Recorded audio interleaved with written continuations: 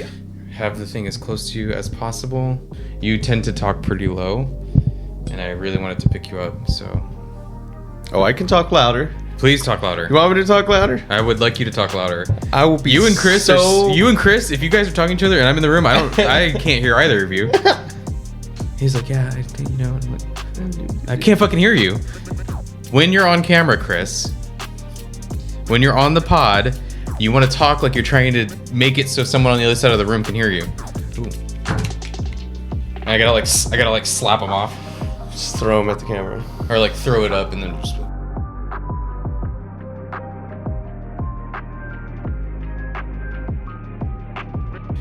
Hey everybody, welcome back to the Chorizo Bros. Brandon and I back at it again. Thank you so much for coming back on the show. We missed you. It's been fun. You guys missed it. I'm sure you didn't. They did. They definitely did.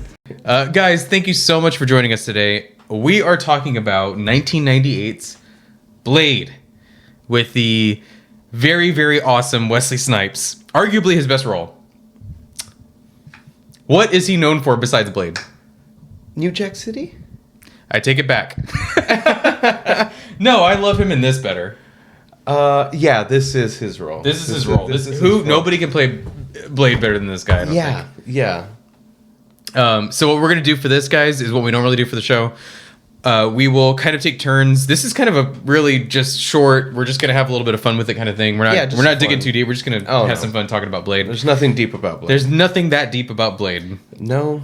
There tries to be, there could be. Oh, we're going to hit it. Because I yes. think you saw some of the stuff I saw, and I was like, are they trying to do something here with this? They're trying, and there's some funny things. Some strange things. Yeah. So we're gonna go into it. We're gonna start off with a quick like 5-star review, spoiler free, real fast, and then we're gonna go straight into whatever we feel like talking about, and that means spoilers. So we definitely recommend that you see the movie before you watch this, but listen to our review first if you haven't. Watch the movie and then come back and then let us know what you think of Blade also, because I think this is a quintessential vampire action movie. This is the action vampire movie. Mm-hmm. So it's kind of important on that level. As far as how much we enjoyed it, would you like to start or would you like me to start? You can start if you want. I'll go ahead and start. Yeah. I'm going to go for what this is, a late 90s action movie with vampires based off of a comic book. Yeah. A Marvel comic book, and one of the more obscure titles of Marvel.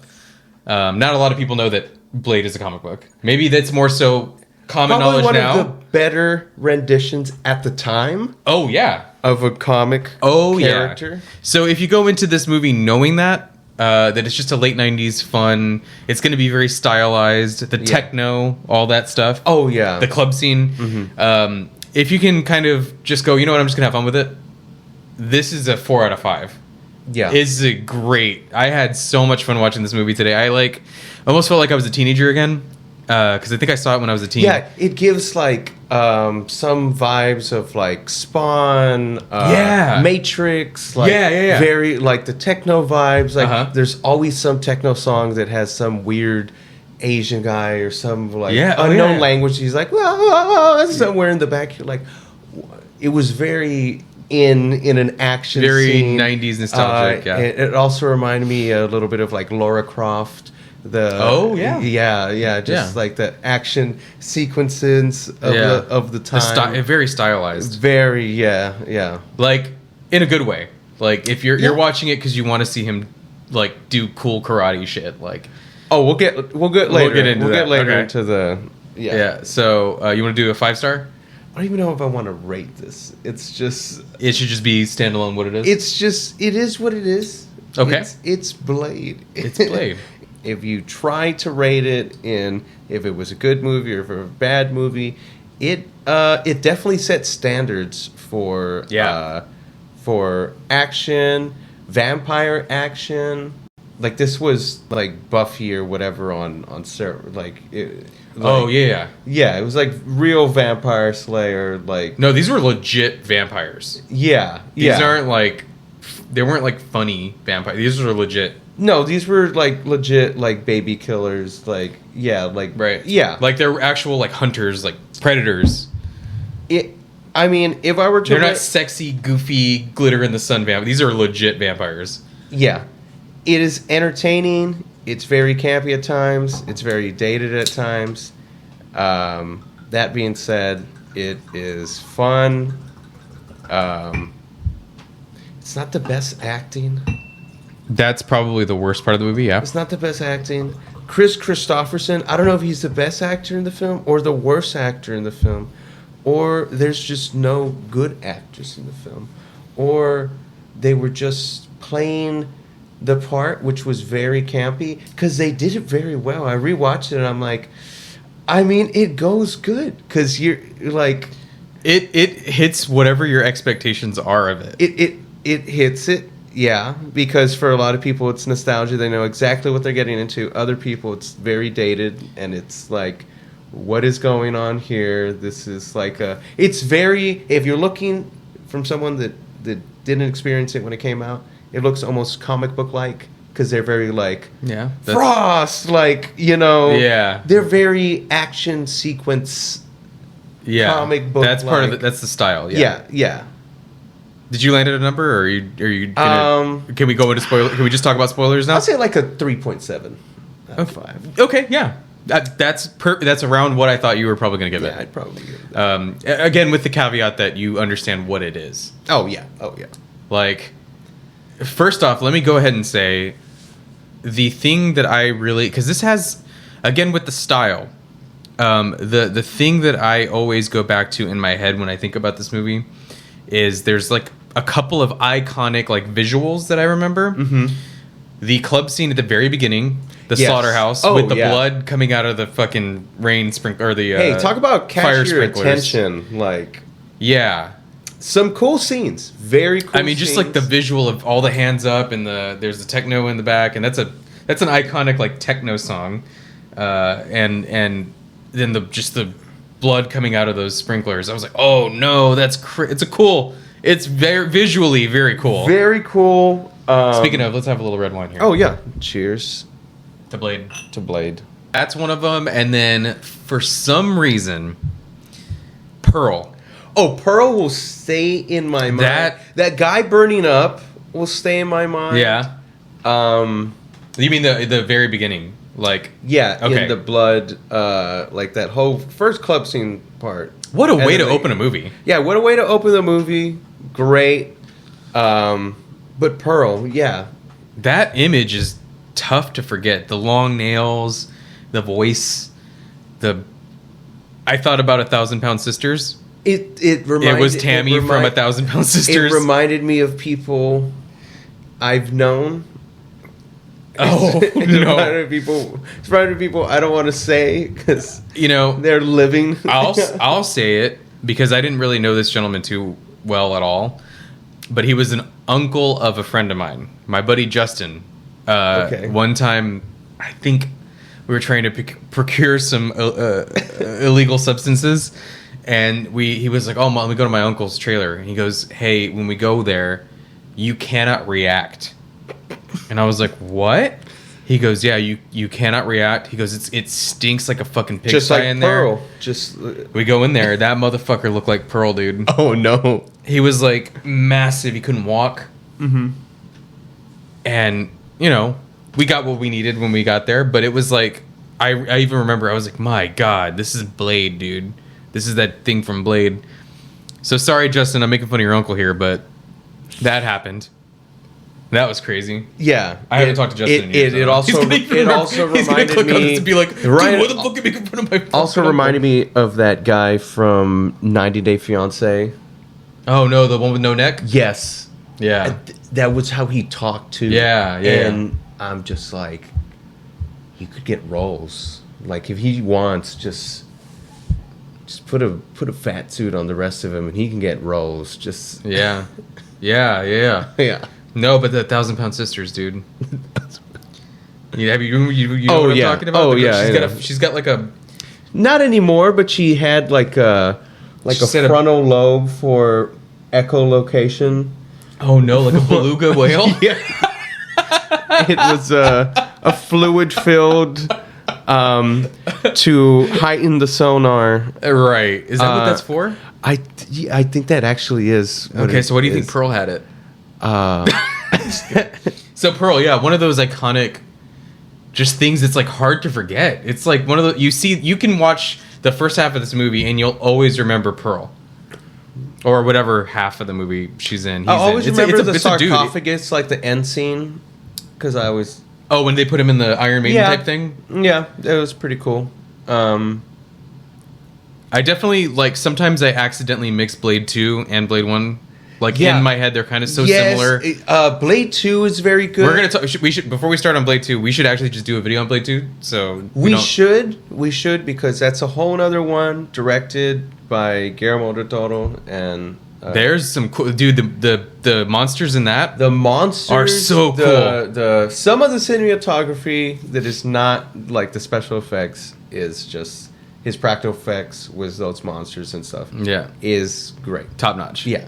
Well, we'll save that we'll save Blade 2 for another day. We will definitely, because that's another great Blade movie. I think I remember seeing the third one, the better one, arguably the better one. Yeah, yeah, of all of them. Well, you know what I think part of the knock against this one is that it's just they try to do a little bit too much with the lore. Mm-hmm. Too quick. Just too much, because keep with the expectation that they didn't know how this was going to land with people. They made it. They did go straight with like blood gods and like shit like that. Yeah, so they started off not thinking there would be a sequel. They just made a movie that was supposed to be standalone. Yeah. So I felt like it overstays its welcome a little bit because it's trying to cram a little bit too much lore. Now the lore is pretty cool. And over the course of maybe a couple of movies, I would have liked that, or season 1 of a show or whatever. I'm like, okay, talk about blood gods. That's cool. I can get down with that. We're already here. We're watching a vampire movie. But in a 100-minute movie, it's just a hair too much. Where I'm like, what is Frost doing?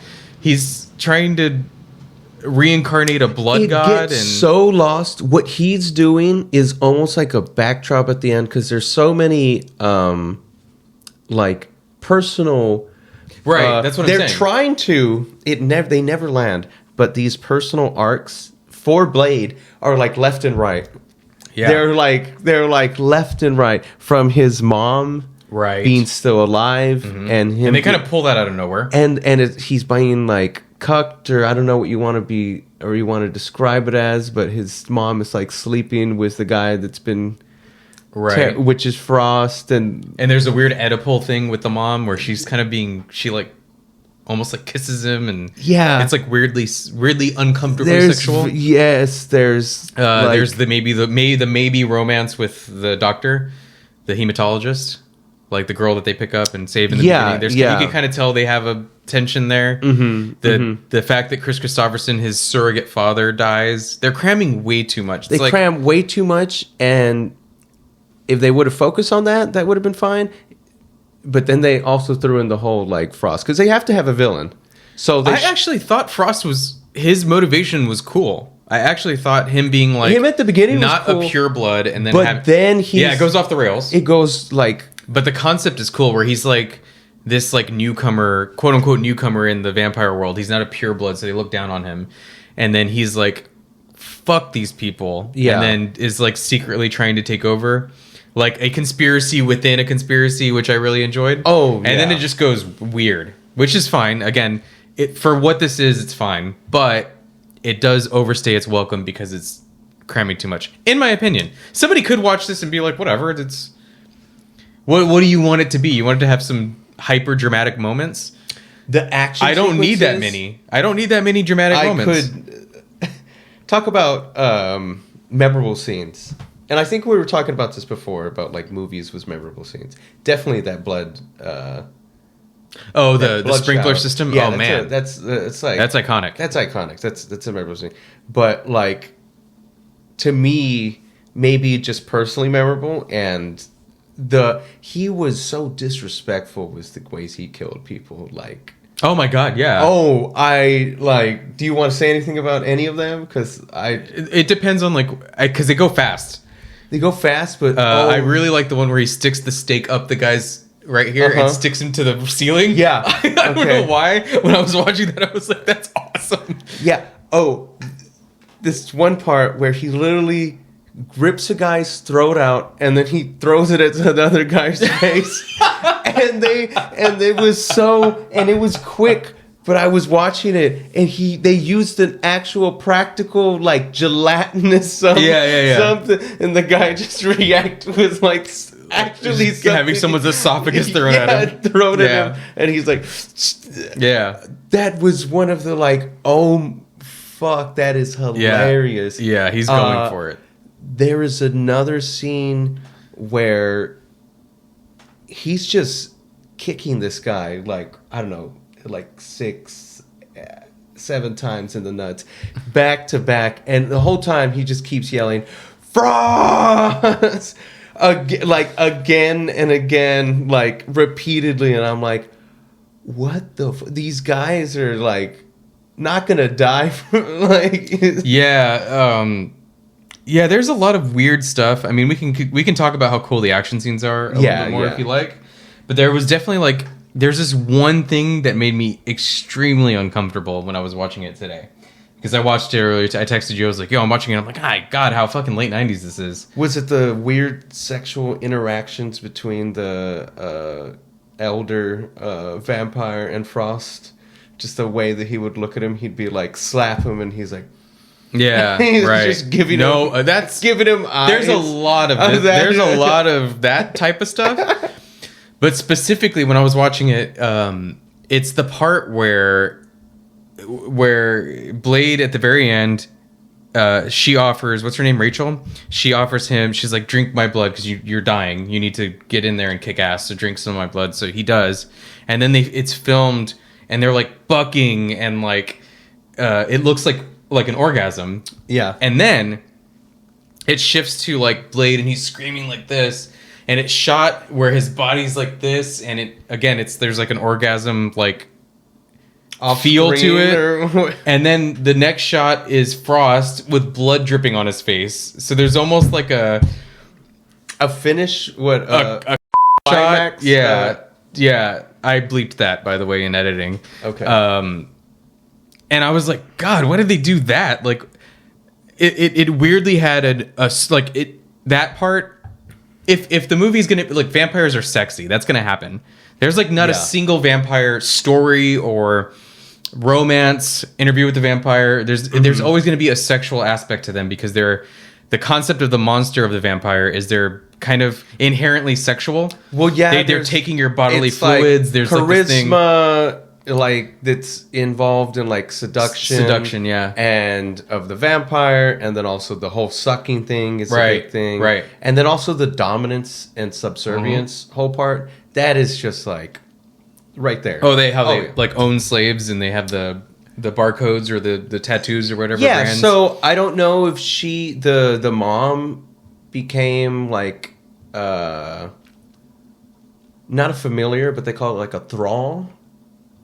Did they call that in the movie? Maybe I missed the thrall familiar word. Well, in not going off of like traditional Blade, vampire stuff, but going into more vampire, a thrall is like someone who is like infected but isn't like as powerful. You know what I don't, and it's like a subservient. So I don't know if she's like, if she was really cognitively there, if she was influenced by Frost the entire time. That's a good point. I think it is fleshed out in the comics, because when I was doing the minuscule amount of research for this movie, I barely looked at anything, because I was like, well, I meant to, if I could find some at the library or somewhere, to read a little bit of the Blade comics just to kind of get a vibe for what the translation is or whatever.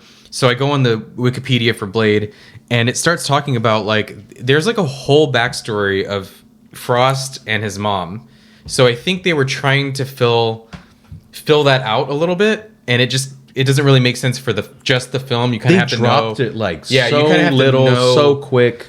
At the end, the comics a little bit to like really appreciate that. Yeah. And who the fuck was going to read the Blade comics at that point? They were just like, oh, what? You're like, that's a bold statement to say anyone was reading Blade. Well, back then, not so much. Now I think with how, with streaming and how everything's based on a fucking comic book, now I would think there was a lot more traction for Spawn over Blade. I think there was. Do you know when the Spawn movie came out?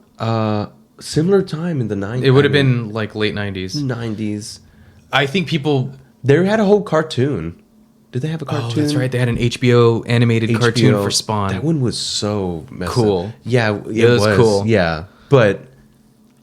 Well, there is Blade something... ever have a cartoon? There is a similarity with... In terms of like how adult that this was willing to go, even though it was based off of a comic book. So Spawn, they could easily go there, but with something that's like a Marvel, because this is a Marvel product. Oh, it is? That's Blade is a Marvel comic. Yeah, so... Versus even Dark Horse? Is that a... Image is Spawn. Okay. Image is Spawn. It's the same people that did Invincible. Really? Yeah. So, yeah, this is weird. They get... These things get weird. DC, whatever. It's all just comic book bullshit, right? So, as far as how mature Spawn was willing to be, I feel like this almost went there, but it held itself back a little bit. So it was definitely R-rated. There are some motherfuckers thrown in there. There's definitely language, and there's definitely gore, and there's, again, that kind of weirdly sexual thing going on, too. So it does push the envelope, but it doesn't go as far as it could have. Does it label itself? I was trying to remember when I saw the opening. I don't think it ever even says Marvel in the opening. It might not. It might have been like 20th Century Fox or something. Yeah, or Warner Brothers, or what the fuck? I'm unsure. I'm unsure. But it wasn't Marvel. It wasn't. I don't remember seeing the Marvel come up. Yeah, because that was before the cinematic universe, way before. Oh, well, yeah. Well, they brought him back. Yeah, he did. I didn't see it, but my brother told me. He was like, "Oh, I've seen Blade. He was in a Deadpool movie." I was like, "What?" Yeah, he came I didn't know because I didn't watch. Gray hair and all. Like, he's just old. Is it Wesley Snipes? Yeah. Fuck yeah. Okay, Wesley Snipes. I'm kind of sick of the Deadpools. I'm sick of the new. Did you like any of the Deadpools? The first one, I was like, that's kind of fun, but the character Deadpool is obnoxious to me. There you go. All intentional. That's all it is. But I don't want to see that. Yeah. So it doesn't work for me. You're like, but I don't want to see. I appreciate. I appreciate what it is, but I might watch it just because I know Blade's there. I'm like, okay, maybe I'll watch it because I don't want to see Adam Sandler because he's intentionally annoying. I would want to see Blade.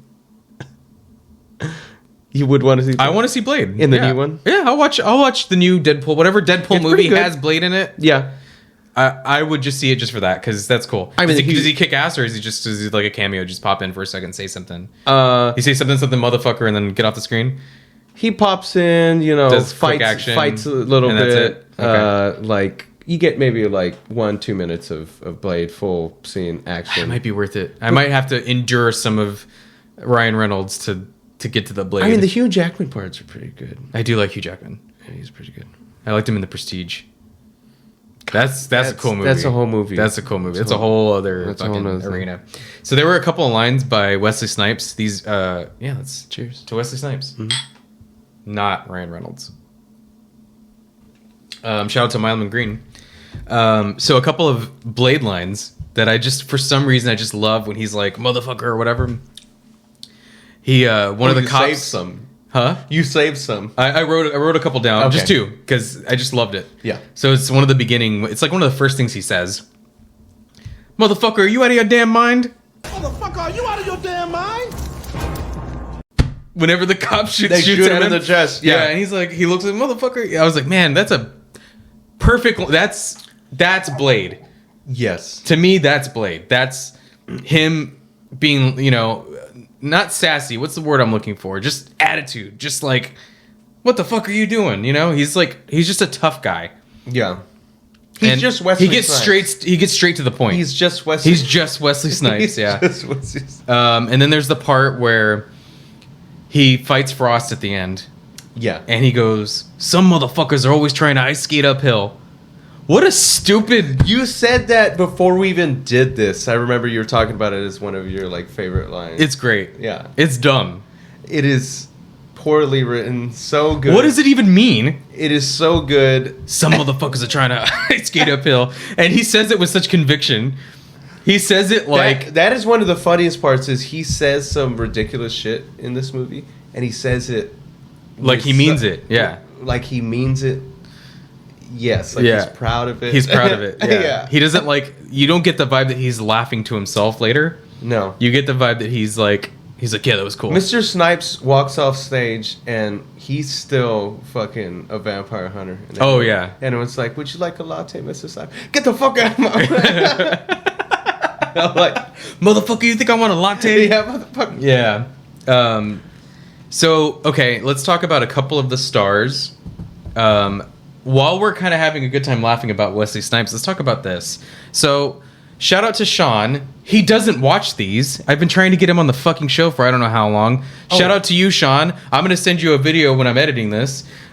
He reminded me that there is a funny Wesley Snipes reference in a terrible movie called Don't Be a Menace to South Central While Drinking Your Juice in the Hood. It's a Wayans Brothers project. It's a stupid movie. That's subjective. In my opinion, it's a stupid movie. And there's a great scene with the late, great Bernie Mac, whom I love. I love Bernie Mac.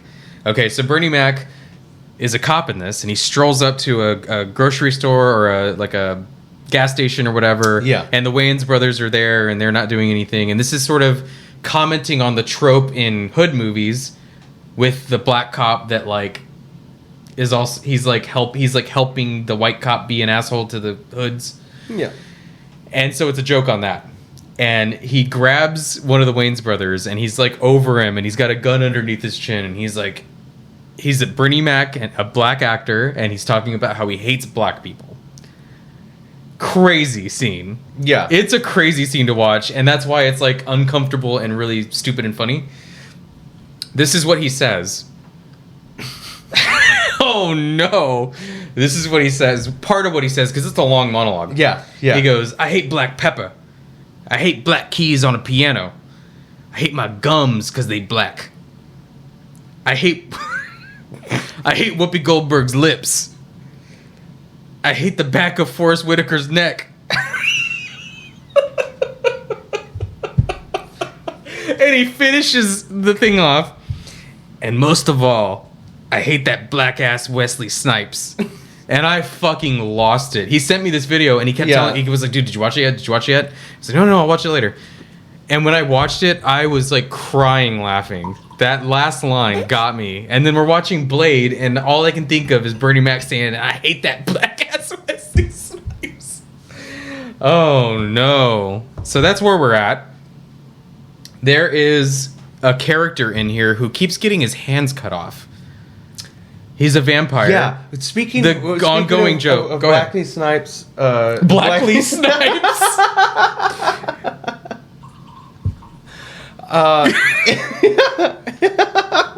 You've ever seen Dave Chappelle, the Charlie Murphy scenes? Are some of the best. Those are probably my favorite. And he talks about Rick James calling him and his brother Darkness. Yeah. Calling him Darkness. Yeah. And he says that we were the blackest thing at the time. He said because this is before Wesley Snipes. My God. Oh my God. Oh my. How many times they throw Wesley under the bus because he's just dark in pop culture, and because it's an inside joke how dark like even within the black community they're like yes, yeah, that motherfucker's dark.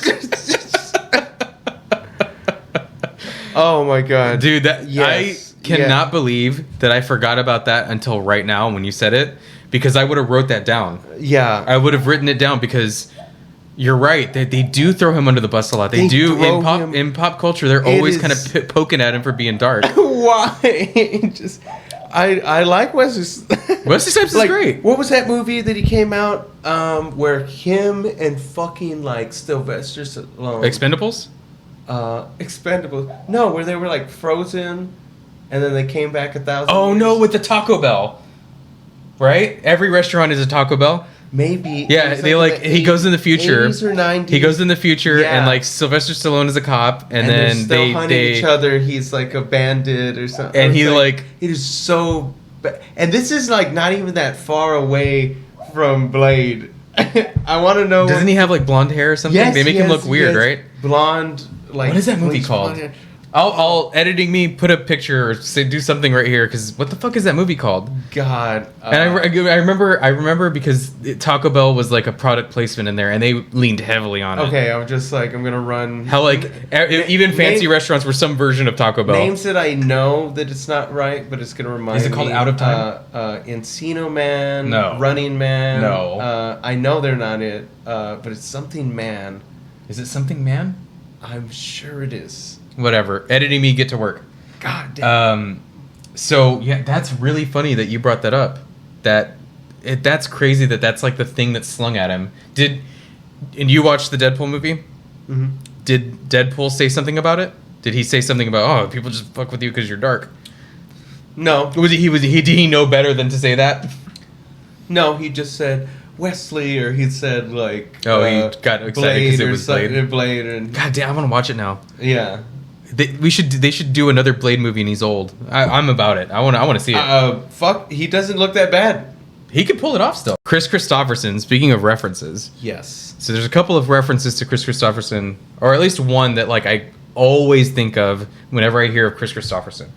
So he did a fine job in this. I know you said like you can't tell if he's doing like a good or a bad job with the acting. He's playing. I said I don't know if he's the best actor, which I think that's what you said, right? But I also think he might be the worst.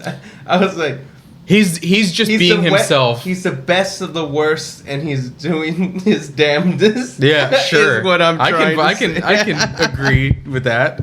That old bastard they're bringing him back from the dead is what they were already. He's a real fucking vampire in that fucking movie.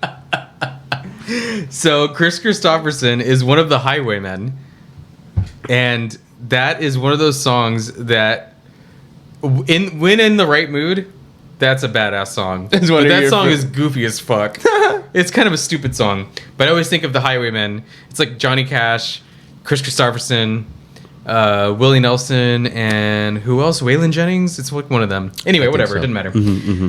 And so I always think of that song whenever I hear Chris Christopherson. The other thing is there's a line about Chris Christopherson in Taxi Driver. So Travis Bickle goes on a date with the lovely Sybil Shepherd. Okay. And she's like talking about albums, and she's like, "You ever listen to Chris Christopherson?" And I always just so anytime I always just imagine Sybil Shepherd listening to fucking Chris Christopherson. Oh my whatever. God. So going back to what I was trying to say before is the guy that gets his hands cut off. Yeah. So he's a character. The actor's name is Donald Luge or Logue or something, and he was in. I remember this guy from a sitcom. Quite a few. He was in a lot of things. Yeah. But I remember him from a sitcom about like this Irish Catholic. It was kind of like Everybody Loves Raymond, but it was like a Boston version or something. Reba. It was called it was called Grounded for Life. And he plays the dad, and he's got like a redhead like teenage daughter. He had a show where he was like the dad. And it's like this? I don't remember what year, but I was just like, why do I recognize? Like, where have I seen this guy from? Like, I couldn't. And I had looked it up on one of the websites. I was like, he was on what? He looks like he does food tasting now. I thought you were gonna be like he's like a Guy Fieri type or something. He looks like he would. Sure. Like I don't know. If I thought you were bringing up a specific thing. You're just he just looks like a food review guy. Like he would probably do that now because he probably can't get. I don't know if he's. I don't know, but I've seen that show before, and it was like this weird, like, it was like a white trash version of Everybody Loves Raymond. Okay. They were like really white trashy in a way, and maybe that was just like my. Is it okay to say white trash? That show I was like, what? That guy from Blade with the hands? Yeah. And I watched one episode and I never watched it again because there was nothing funny about it. Shit, man, that sucks. So let's talk about The Matrix. Yeah, it's like watching, what is it? What's his name? Jeff Foxworthy. Oh. Yeah. I hate him. Yeah, that's like watching a sitcom of that. How are you going to... Here's your sign. I'm like, that's all you got? That's what you're describing it as. No, I didn't say redneck. I said white trash. That is still... Does it still elicit the blue-collar comedy tour? Yeah. What's the other one? I imagine Jeff Foxworthy wrote the entire script for the show. No. I don't think it was that. So, let's talk about The Matrix. Okay. So I didn't know like the timing of this, but this actually makes a lot of sense now that I think about it. Okay. I'm realizing that Blade kind of like invented the genre for this. There's a lot of stuff that Blade did first that The Matrix has a fucking lot of. With the flipping and sure. I have a list here. I'm like, it's kind of crazy how much. What is the black sunglasses, all black leather? So what I wrote was style, i.e. the sunglasses and the trench coats. The like shooting in a crowd shit. So yes, all that's yes. But even in the story, believe it or not, I was kind of like, oh, this is kind of interesting because what they do with the Karen character is they have her being a doctor, and then after she gets bitten and then saved by the Blade crew, he kind of explains what's going on with the vampires, and it's sort of like lifting the veil. It's sort of like realizing something about the world that you didn't know that runs really deep. So everything you knew about the world was a lie. Yeah, she did. That's like the Matrix. She was like they run half of downtown. Yeah, that it's like this cabal of secret, there's something more in control of stuff. A Blade voice. That was a great Blade voice. So yeah, story-wise, that concept of learning something about the world, because she's the protagonist of the story. Believe it, it's not Blade. It's really her. It's really Karen. Karen is the one kind of going through the thing, and in the course of learning about the vampire world, and because she's very much a part of stopping the bad guy. Yeah. It's sort of just it's sort of an example. That's like saying Zelda is a protagonist of every Legend of Zelda. It's like she's gonna save the world, but you just have to save her first. Oh yeah, it's like she's got the key to stop in terms of the vampire in terms of story. We have to save her first. Story formula. Yeah. Of the person learning about the world and somebody explaining to them how the world works, and then them going through some kind of change. If it was written from a book perspective, I would see it from her perspective, most likely. I'm just saying in terms of formulaic story, she is the protagonist. She's the one learning about the world. She's the one opening her eyes. She's the one who's integral to the part, and this is just an excuse to let Blade come in there and do shit. Yeah. Because Blade doesn't change. He doesn't go through a change or learn anything new. He's just doing what he does already. But she's along for the journey as a secondary protagonist, because I see it as how many scenes it starts with and who's the main focus of the scene. We can argue about what protagonist means later.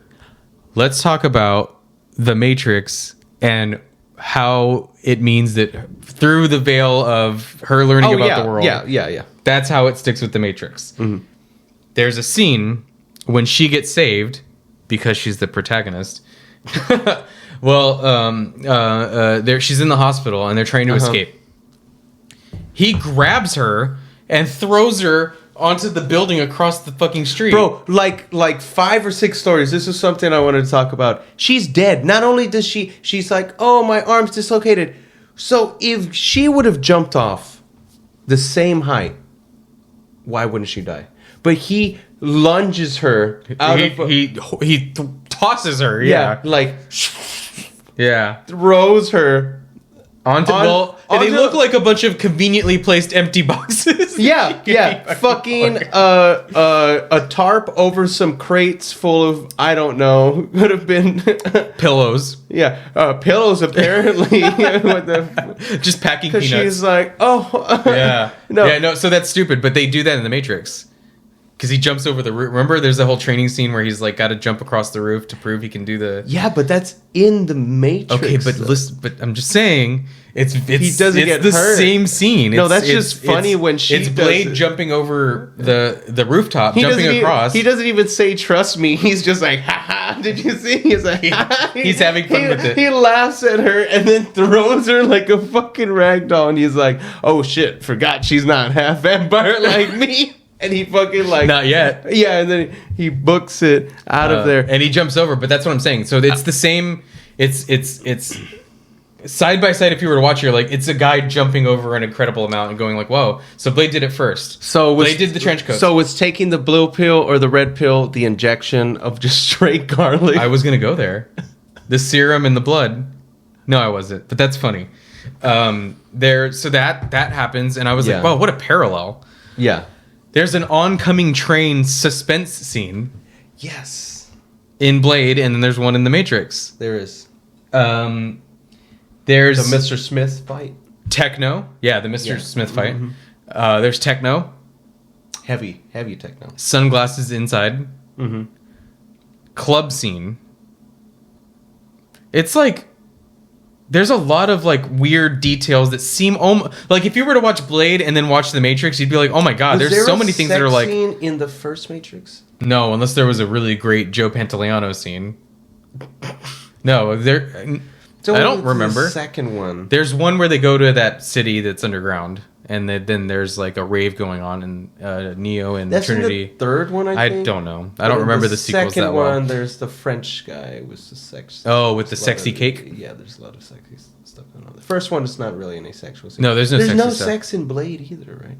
I mean, I don't know, man. That scene where he like drinks blood from her is like. Yeah, you were going on about that. I was going on and on about that. Yeah, but that's like it's if you watch it again, thinking like, oh, it's like filmed like a sex scene. You're like, oh god, filmed like a sex scene. Also, when Chris Christopherson says, "Hey, she's like passed out. I'm gonna inject you with this drug.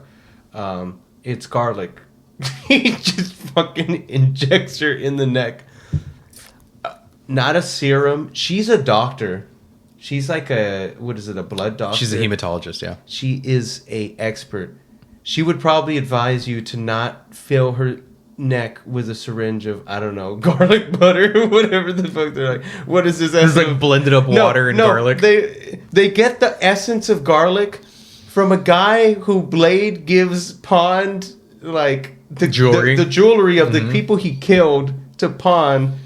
And to get blended up essence of garlic. That's his, yeah. And you think that guy is reputable? He probably is getting like generic, like, I can't believe it's That's a really good. I cannot believe it's not butter, fucking like garlic. And he's like, I just melt this shit up. Like, yeah, give me some silver. Yeah. You know what's funny? Legitimately, and I don't know if this is like. I don't know the right way to say this, but whenever I saw that scene, I was like, okay, he's just giving him, like you said, garlic, but like in this world, the supernatural exists, right? So I thought it was gonna be like, I thought it was like a voodoo, like black magic kind of place where they were getting there's something powerful to use against the vampires. That kind of looked like it was gonna be. That's what I thought, and no, it's just garlic. So that's weird. Why is it that garlic is the thing? What is it that, aside from just... They were talking about it. Yeah. It was like, yeah, silver hurts them. Sunlight will kill them. Crosses don't do shit. Garlic will give them an anaphylactic shock. And then she has a spray of garlic. She sprays it at the cop. It does nothing. And he's like, Do you remember when she sprays it at that one white chick in the throat? And her head blows up? Her head blows up. The cop wasn't a vampire. He was a human. No, right. But Chris Christopherson said you get an anaphylactic shock. Is that what happens? Anaphylactic shock means your head blowing up.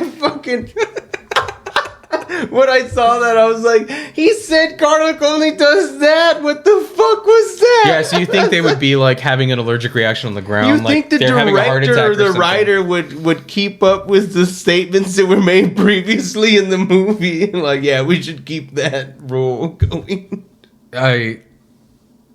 Yeah, well, also, it doesn't look as cool. There was one guy who was just staked in the chest, should have died like everyone else. No, he doesn't die immediately. It gives him enough time for Blade to fucking kick his head into like a light bulb, which is the sprinkler's still going on, and he's like electrocutes him, and I'm like, what the fuck? And then he falls down, like already dead from being fucked up from Blade. Then his body like burns up from the stake. I was like, what is that? It's just like, wait, hold that thought. Yeah. You can't think too much about this stuff. You really can't. What I thought about when I was watching this, I was like, there's that part where they like push her in this, like, it's a concrete, there's like a square. Yes, where the and then her ex-boyfriend's down there. Yeah. But there's a big, like, there's like a concrete dome in the middle of it. Yeah, that she just fucking slams onto. Why? For things to crawl out. Why is there a dome? It literally just lets things crawl out. Huh. That's not good design if you're trying to keep prisoners in there. I don't know. Well, I was looking at it like, that's a weird shape. And you go, oh, it's just like part of the temple or whatever. And I was looking at it like, that just doesn't make any sense. And then the whole entire like ending of the movie is just like that, where it's like, okay, the weird thing of like, would this movie have worked less if Blade's mom is not alive? Like, if you just leave the whole Blade's mom thing out, does the movie still work? Yeah. So why did we do that? Oh, why'd you bring the mom back? Yeah, it's just like a lot of the stuff at the end just like, doesn't, like, there's no point to it. Why are we bringing the girl's ex-boyfriend and throwing him in the... Why is that guy in there? Is the death very significant of his mom when he finally kills her? Well, no, because we didn't know, there wasn't any preface to it. There wasn't some scene where he goes, what? When Blade kills her. Doesn't Blade kill her? The mom? Yeah. He's like, she's like, you can't kill me, I'm your mom. And then he's like, I gotta release you. And then he like kills her. But I'm saying, like, for us, the audience members, the emotional impact isn't there because we didn't like see him going like, I wonder if my mom's alive, or like, there's no reason for us to think that she would be alive. Also, you never knew his mom. Yeah. So I don't know if you ever watched Venture Brothers. Did you ever watch Venture Brothers? No. Fucking fantastic. Great cartoon. Makes fun of all of like the Hardy Brothers and stuff. C-Lab, and it makes fun of like Fantastic Four and just about every superhero and Johnny Quest and like shit like that. There is a Blade character in there. And the Blade character is hilariously just like Blade, that his mom dies from a vampire, and it's like a running joke of him trying to find his mom's like the killer of his vampire. It's like a running joke, and the running joke is that like no one cares. Like he's still been doing his whole thing. It's like, yeah, one day I'm gonna find the vampire. It's just like no one gives a fuck about him finding his mom. It is just like the Blade movie. You don't care, and then once you find out Frost, you're like, wow. You're like, you don't fucking care. It doesn't land anywhere. It doesn't land anywhere. And I think that's what they did in the cartoon too, when making fun of that character, is commenting on the fact that no one cares, that it didn't even matter. It's so inconsequential to his character because he didn't even know his mom. And well, it is to the movie. I wouldn't say character. I would say to the character in the movie, because again, the whole reason the mom is in there is because it's a callback to the comics, which for somebody not knowing, it doesn't matter. It was a poor choice to put it in there. Yeah, it should not have been in there. Yeah, because it doesn't go anywhere. Just like the girl in the fucking dome prison and her ex-boyfriend's in there. Why? Why couldn't it have just been a random prisoner they had? Why did it have to be like the guy she knew to like emotionally torture her further? What does it matter? Yeah, it could have been like, so they knew that they were like, oh, we gotta make sure we put him in there. It could have been either a longer scene or a more like impactful scene if they really wanted to do like, oh, the boyfriend and the ex, but like It didn't. It was just like, literally, do you still think about us? And then she hit him with a bone and then got out of there. She used a bone to kill him. Yeah, it was like, it took like not even a minute for her to hit him over the head with a fucking bone. And you just get one creepy scene of him like, do you still think about like, yeah. It's just such a waste of time. Yeah. So, I don't know. I think about that and I'm like, man, maybe they just cut a bunch of stuff out, or maybe this was originally planned as a different type of story. But I liked... Here's my favorite stuff. Of course, the action scenes. It was that almost goes 2 hours long, right? That goes without saying that it's like... the action scenes are like the best part. But like, the club scenes are cool. Mm-hmm. The interrogation scenes are cool. Mm-hmm. Her learning about how the vampires work is cool. The Chris Christopherson stuff is cool. That's all you really needed. Honestly, the beginning part of learning about what Frost is doing is cool. Learning about the sort of secret, high-class vampires that are kind of trying to run things from the shadows. That's cool, until it isn't.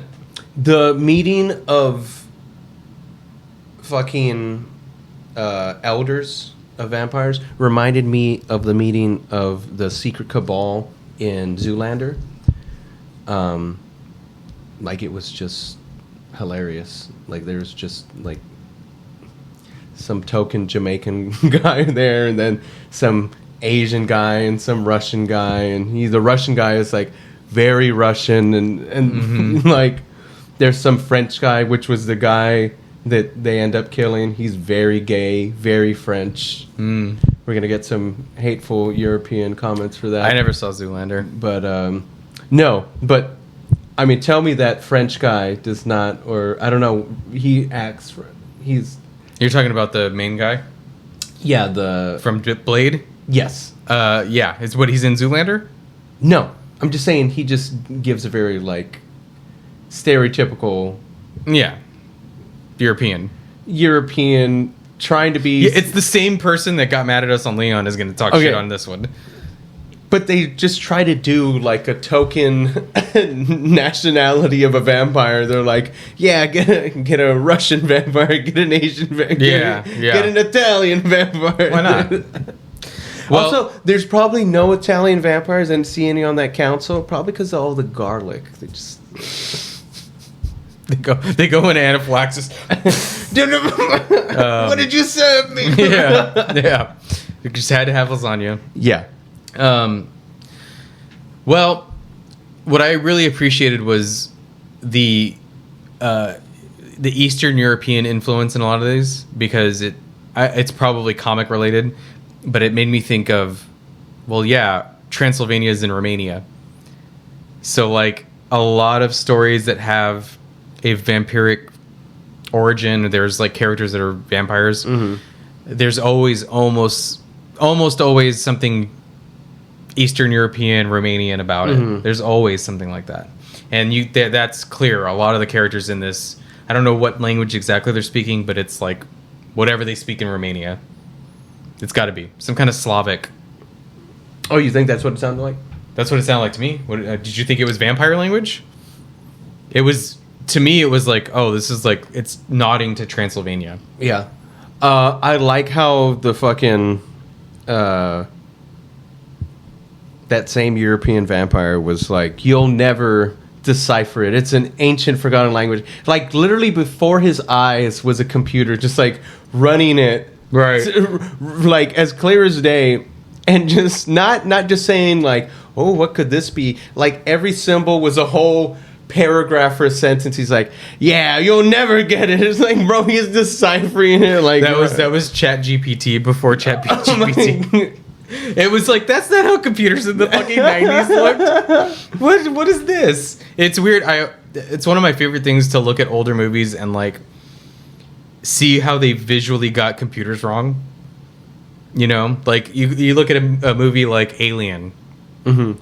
and they're in the ship, and there's like not like physical knobs that they have to like click. But also when they're typing in, what is it called? Is it analog or like the old computers where you just literally type in? Oh, it's like it worked like MS-DOS kind of, where it's like just like typing stuff, right? Yeah, typing like stuff, prompt, and you get prompts, and that's it. Like, That's exactly how it was. That was the new Alien was. I don't know if you watched the new Alien, Romulus. I didn't see Alien Romulus or whatever it's called, so I don't know.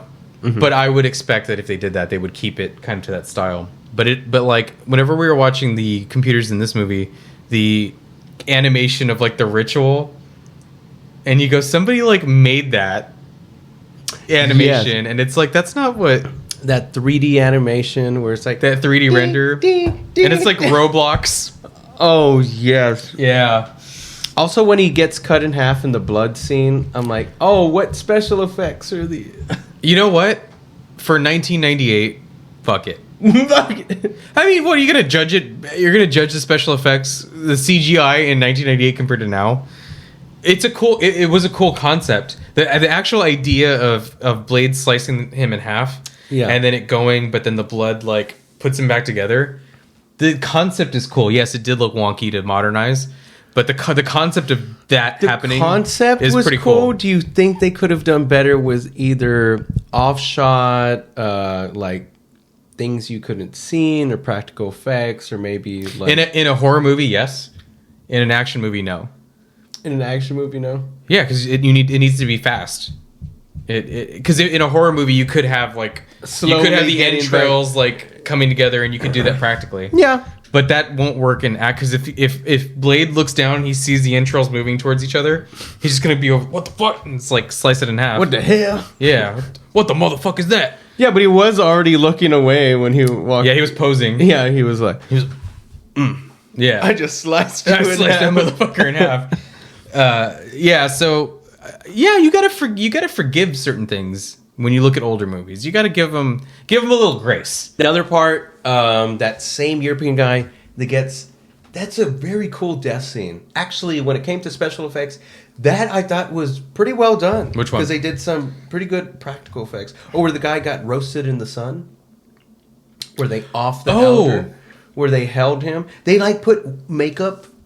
Mm-hmm. That was another thing. Why don't they just always wear makeup if that can stop the sun? It's like SPF 100.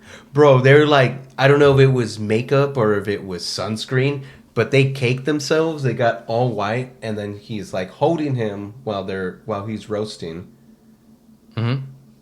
Like, why didn't they just use that all the time?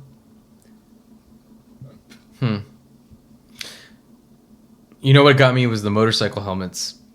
Oh, at the end? Yeah, I was like, what a goofy like silhouette of them, where it's like them in the motorcycle. They get this big, they almost look like bugs. And then they hold each other's and they're holding hands. Yeah, and then there's the guy like burning. Yeah, the guy burning, pretty cool. Yeah, pretty cool. But having them be like, I've got to put my visor down on my motorcycle helmet, that just looked goofy. But again, it was 90s. Like, they thought that was cool back then.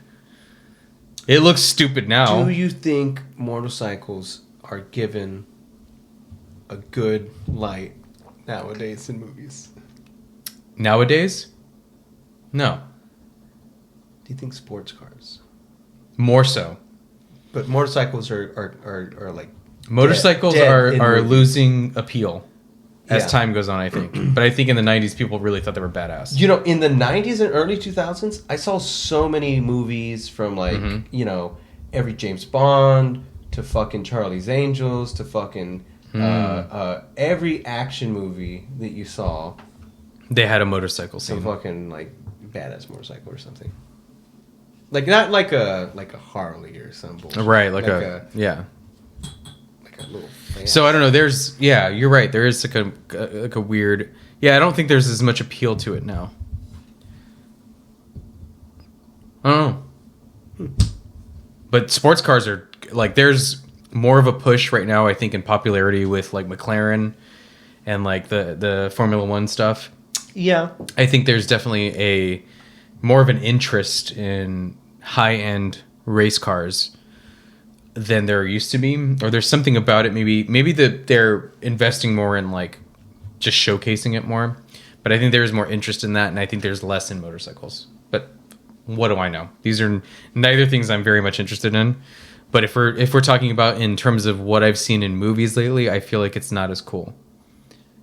It's less flashy. I don't know. Yeah. Is it because they're harder to shoot? Also, does Blade have a motorcycle in the second one? I don't remember if he does, but probably. I mean, he has one in this one. He does have a motorcycle. Yeah, he like crashes. He doesn't do anything cool on the motorcycle. Mm-hmm. He just crashes through, and then he immediately jumps off and starts kicking ass. But he leave his motorcycle there? I don't know. Well, that's why I'm assuming it's probably in the second one. I just don't remember. Does he ride off in her? He just like, I think, doesn't he jump out the window with the girl or some shit? I don't remember.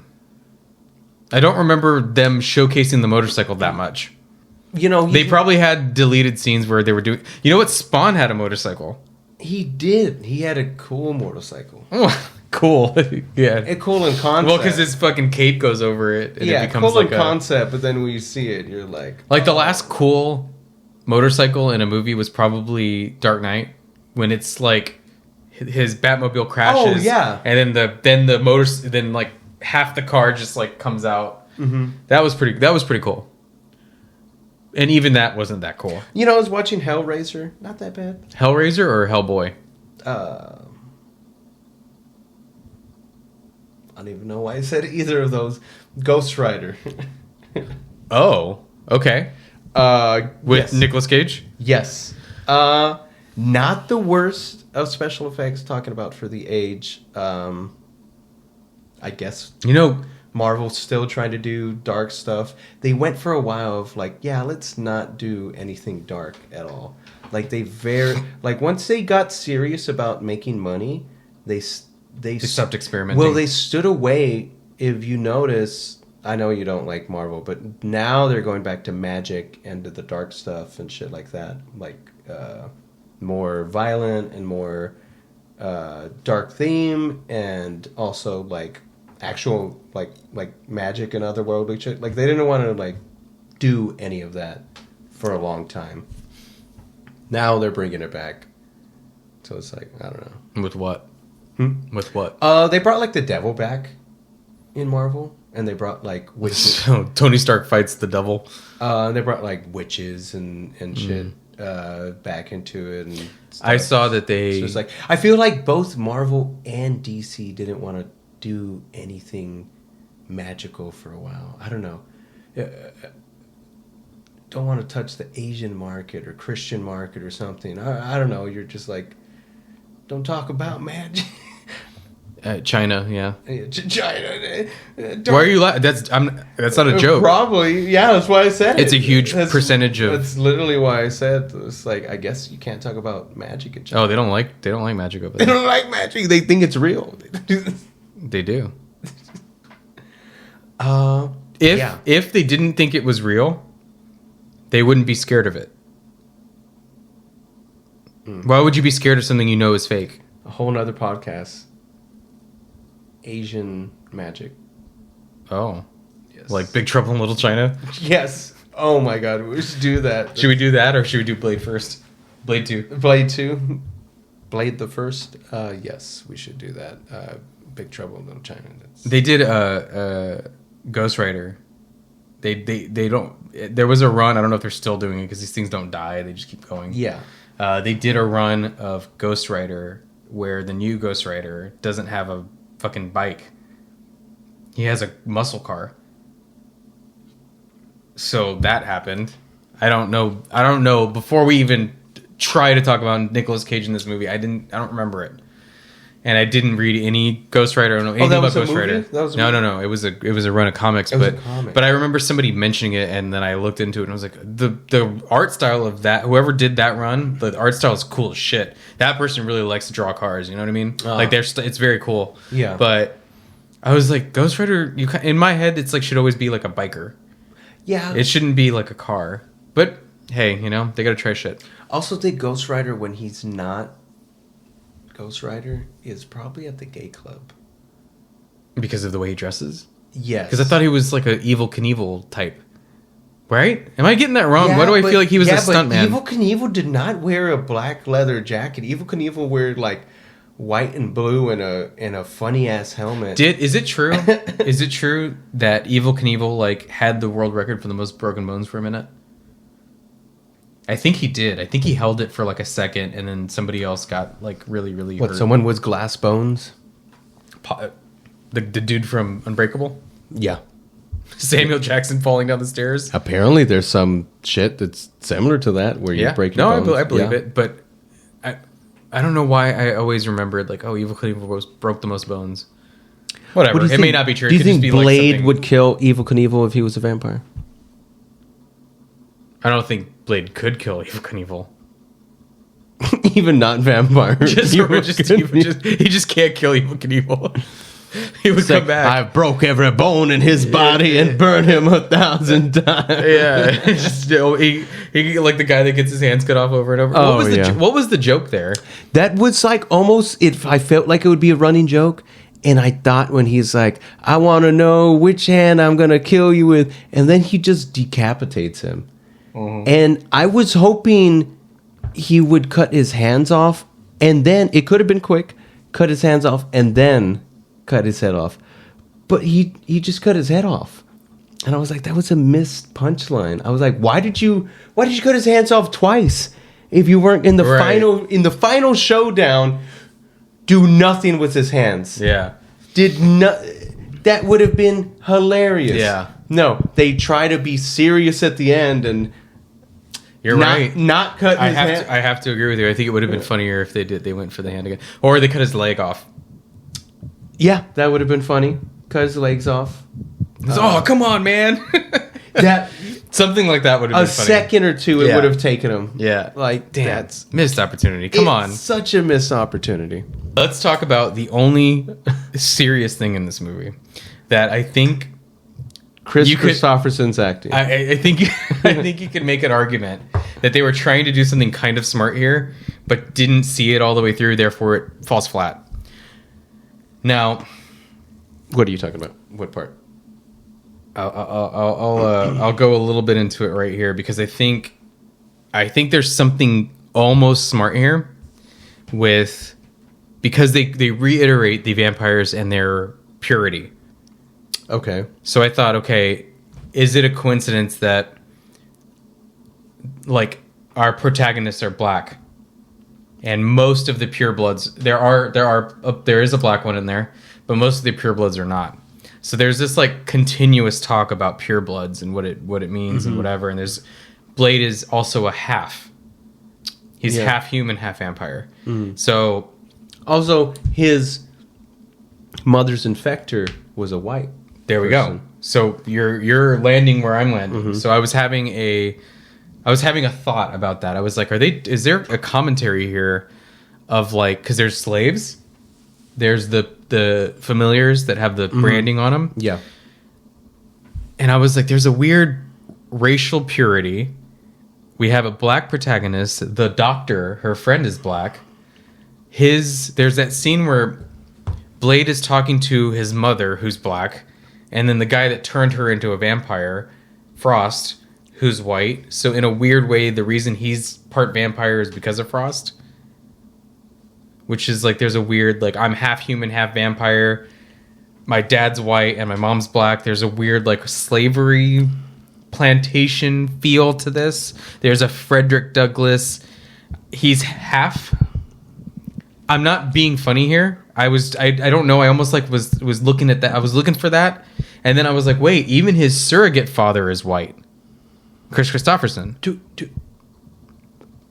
Speaking of roots, do you remember he cuts the roots off? Do you remember Toby's? That is another thing. Yeah.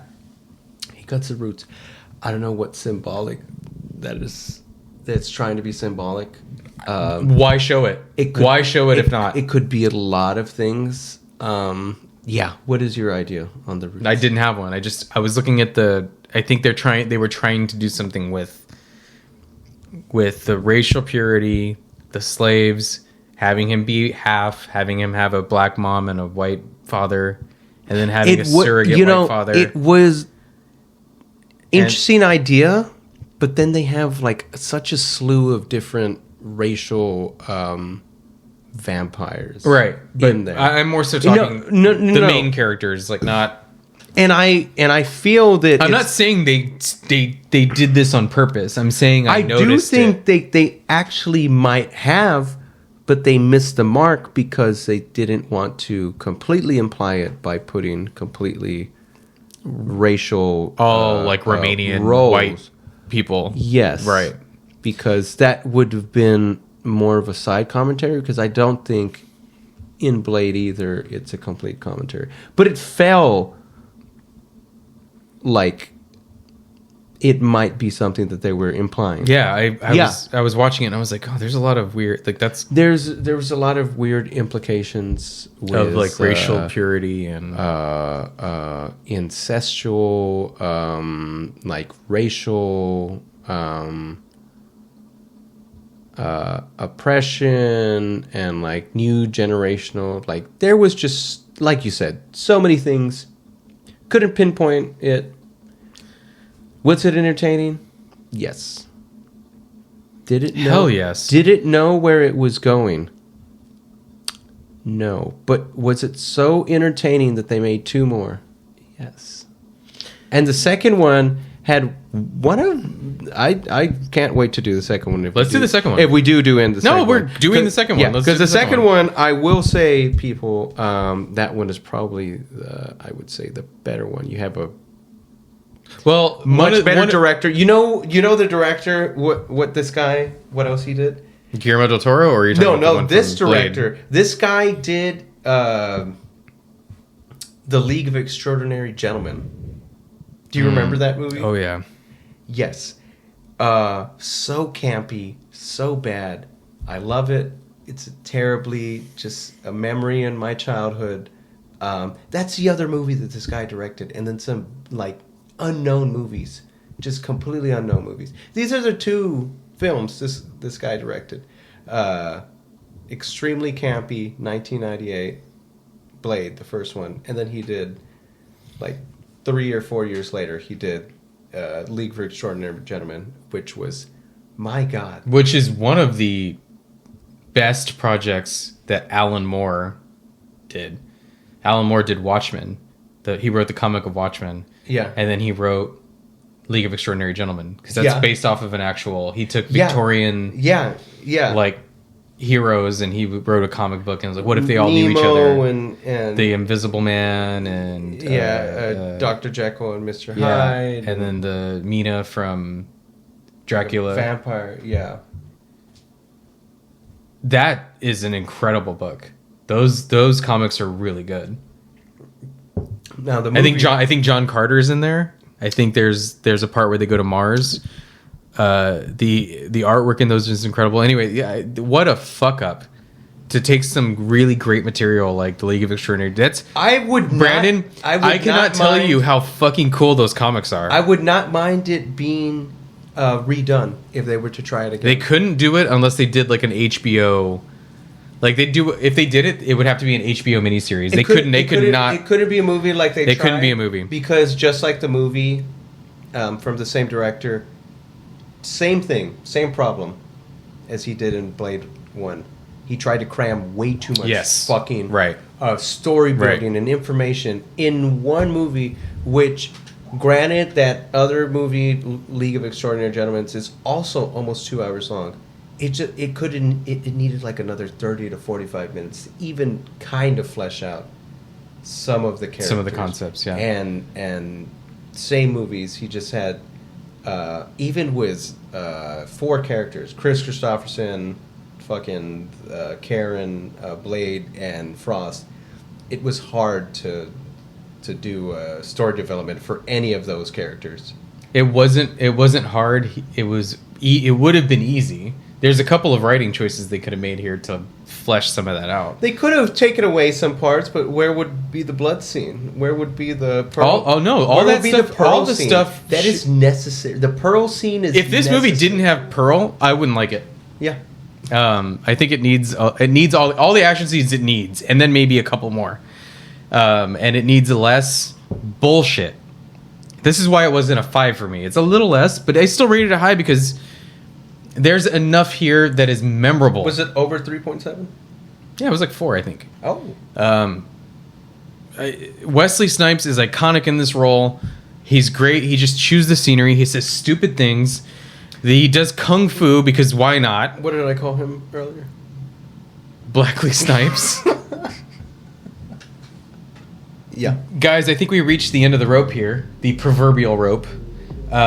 We had a great time talking about Blade. We've got off subject a couple of times. It's been so fun. We've gone off subject, but yeah, it's been Blade's a blast. Guys, Blade is fun. We're gonna do the second one. We have to do it. Guillermo del Toro. We have to do it. So much better, but also watch the first Blade. Definitely still a watch. I would recommend. Yeah, definitely. I think go into it knowing it's a late '90s.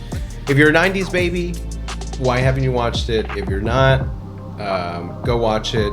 Don't have any holdups. It's definitely going to be some bad acting. Definitely going to be some bad special effects.